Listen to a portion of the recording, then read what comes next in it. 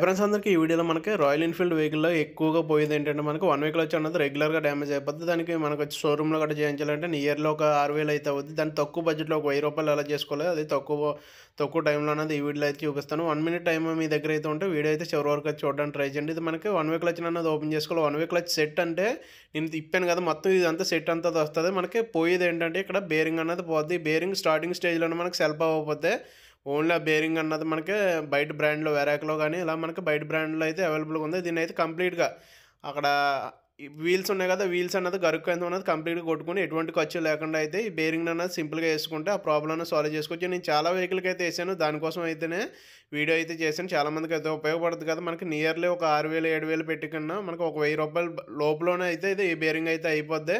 Video నచ్చితే like చేయండి, information అయితే షేర్ చేయండి. నేనైతే స్టార్ట్ చేసి అయితే చూపిస్తాను. థ్యాంక్ యూ ఫర్ చూసారు కదా ఎలా అయితే వర్కౌట్ అవుద్ది. ఇది మనకి స్టార్ట్ ఎందుకు చేయలేదంటే మనకి క్లచ్ కవర్ లేదు కదా, ఆయిల్ అన్నది బయటకు వచ్చేసే అవకాశం ఉంటుంది. కాబట్టి వీడియో నచ్చితే లైక్ చేయండి, ఇన్ఫర్మేషన్ అయితే